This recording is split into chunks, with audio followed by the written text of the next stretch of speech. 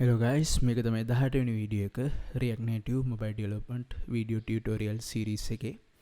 කලින් වීඩියෝ එකේදී අපි කතා කරා TypeScript වල එහෙම නැත්නම් JavaScript වලදී අපි කොහොමද objects හදන්නේ කියලා. අපිට අවශ්‍ය වෙන objects හදන system එක ඉස්සරහදී අපි React Native වලදී programming කරද්දී.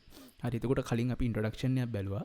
මම මේ tutorial එකේදීත් කියා දෙන්නම් තවත් objects ගැන විස්තර කිහිපයක්. දැන් කලින් tutorial එකේදී අපි ඇත්තටම usage එකක් බැලුවේ නැහැ. අපි බැලුවේ කොහොමද object එක හදාගන්න විදියත් object එකේ තියෙන functions නැත්නම් attributes ගැන විස්තර අපි බැලුවා සහ ඒවා use කරන විදිය බැලුවා. හැබැයි object එක අපේ programming වලට කොහොමද use කරගන්නේ විදිය අපි බැලුවේ නැහැ. අපි අද බලමු programming පැත්තෙන් practical එකක් ඒ සම්බන්ධව.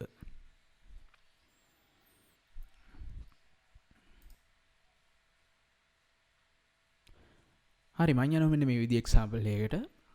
මම හදා ගන්න යන්නේ දැන් calculator object එකක්. දැන් real world එකේ තියෙන දෙයක් තමයි calculator කියන්නේ. හැබැයි මට ඇත්තටම මේකේ තියෙන functionality එක පෙන්වන්න පුළුවන් අපේ program එක ඇතුළේදී. මොකද අපි දැකලා තියෙනවා calculator softwares. හරි, මම දැන් මේ functionality එක පෙන්වන්න යන්නේ. මම ඒකට use කරන්න යන්නේ මේ object oriented concept එක. එතනදී මම හදා ගන්න calculator object එකේ මම attributes මෙන්න මේ විදිහට පෙන්වන්න කළා තියෙනවා. number 1 එක සහ number 2 එක. ඒ කියන්නේ අපි මුලින්ම සාමාන්‍යයෙන් කරන්නේ calculator එක මුලින්ම ඉලක්කමක් type කරනවා. ඊට පස්සේ operator එක නැත්නම් අපි ගත්තොත් එකතු කිරීම වැඩි කිරීම button එක click කරලා තව ඉලක්කමක් type කරනවා. එතකොට අපි calculator එකට inputs දෙකක් කරන්න ඕන. එහෙම නැත්නම් calculator එකේ අපි කියනවා attributes දෙකක් තියෙනවා number 1 සහ number 2 කියලා. ඊට පස්සේ calculator එක සම්බන්ධයෙන් කරන දේවල් behaviors අපි ගත්තොත් මම ප්‍රධාන වශයෙන් මෙන්න මේ හතර කියලා තියෙනවා. එකතු කිරීම, අඩු කිරීම, ගුණ කිරීම සහ බෙදීම. එතකොට දැන් අපි දැනගත්ත කලින් ටියුටෝරියල් එකේදී මොනවාද features කියන්නේ, මොනවාද behaviors කියන්නේ කියලා. සරලවම කිව්වොත් features කියන්නේ අපිට පෙන්වන්න කරන ලක්ෂණ. එහෙම නැත්නම් අපි කියනවා ගුණාංග කියලා. ඊට පස්සේ behaviors කියන්නේ ඒ object එක සම්බන්ධයෙන් කරන දේවල්. සහ ඒකේ හැසිරීම තමයි behavior එකක් කියන්නේ. හරි, අපි බලමු දැන් මෙන්න මේ example එක කොහොමද අපි code එකෙන් නිරූපණය කරන්න කියලා.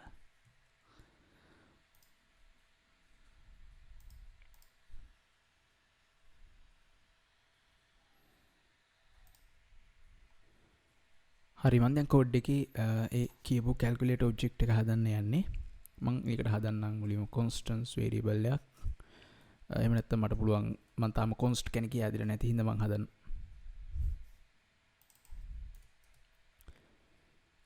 හරි, අපි දැන් බලමු එහෙනම් කොහොමද මේ calculate object එක create කරන්න කියලා.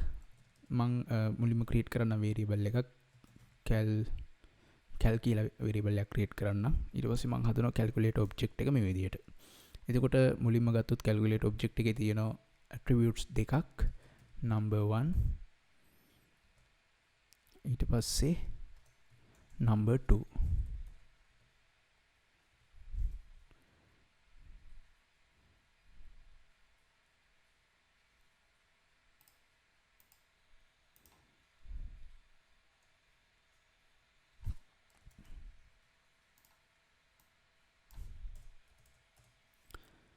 හරි, මම මුලින්ම හදන්නම් calculate object එකක් අපි කතා කරපු example එකට දාලා. මම මුලින්ම හදනවා cal variable එකක්. මම මේකට assign කරන්නම්. මම හදන object එක.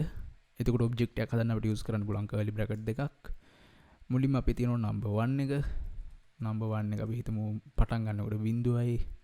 ඊට පස්සේ number 2 එකත් පටන් ගන්නකොට 0යි. ඒ කියන්නේ initial value එක 0යි.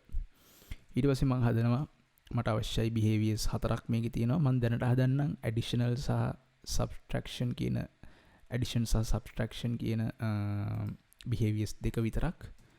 addition මේක function එකක්. මට එතකොට පුළුවන් කියන්න මේ විදිහට මට ඇත්තටම ගත්තොත් addition එක කියන්නේ අපි මේ ඇතුළත් කරන numbers දෙකේ එකතුව.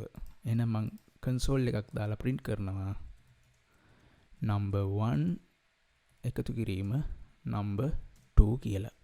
මෙතනදී this කියන keyword එකෙන් represent කරනවා අපේ මේ දැන් function එකට සාපේක්ෂව this කියන keyword එකෙන් represent කරන්නේ function එකට අදාළ scope එක. දැන් function එක හැදිලා තියෙන්නේ මේ scope එක ඇතුලේ. වෙන විදිහකට කිව්වොත් මේ function එකට අදාළ object එක වෙන්නේ මේක. එහෙනම් මේ this වලින් represent කරනවා function එක හැදෙන object එක.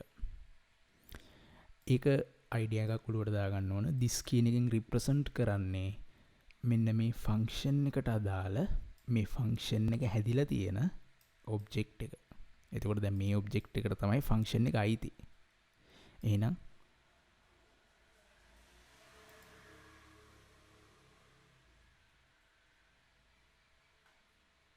this වලින් represent කරනවා ඒ function එකට අදාළ object එක.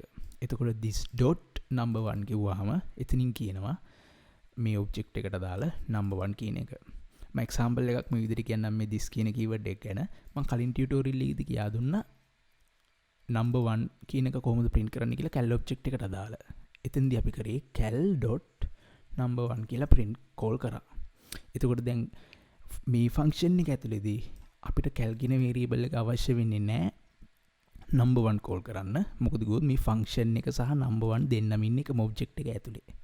ඒ හින්දා cal වෙනුවට මට මුතන use කරන්න පුළුවන් this කියන keyword එක.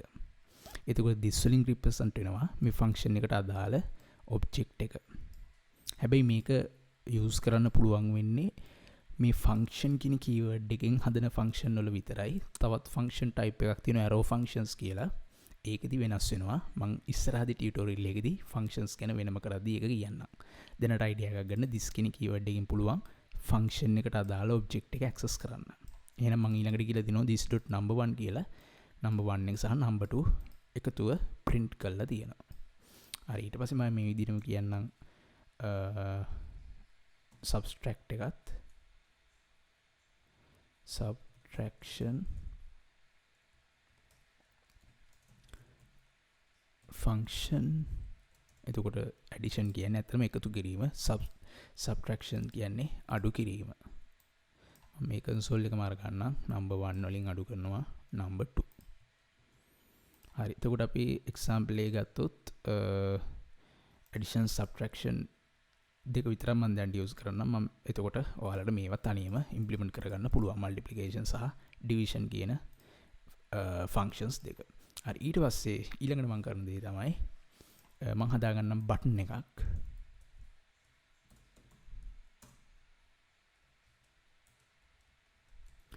බටන් එක මම title එක දෙන්නම් addition.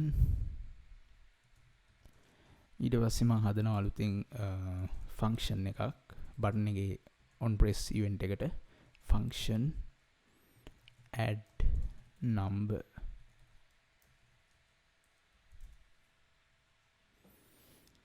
හරි ඊට පස්සේ මම මේ කරන්නේ cal කියන object එකේ මම මුලින්ම number 1 එක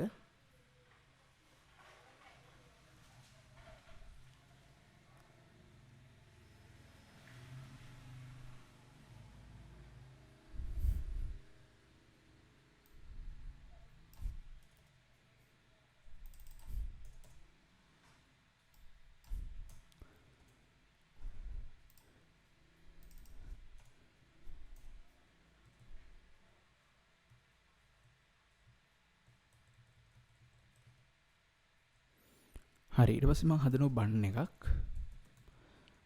බටන් මම title එක දෙන්නම් addition on press event එක මම use කරනවා. මම on press event එකට හදන්නම් function එකක්. function මම හදන්නම් add කියලා function එකක්. හරි ඊට පස්සේ මම add කියන function එක on press event එකට දෙනවා. හරි ඊළඟට මෙන්න මේ වගේ දෙයක් වෙන්නේ. ඔන්න මම දැන්ටම cal එක හදාගෙන ඉවරයි. මේ example එක යනවා cal එක හදාගෙන ඉවරයි. ඊට පස්සේ අපි දැන් cal එක use කරන්න ඕන අපිට අවශ්‍ය දෙයක් කරගන්න. එතකොට අපිට ඇත්තටම මේ cal එකේදී එකතු කරන්න පුළුවන් ඉලක්කම් අඩු කරන්න පුළුවන්.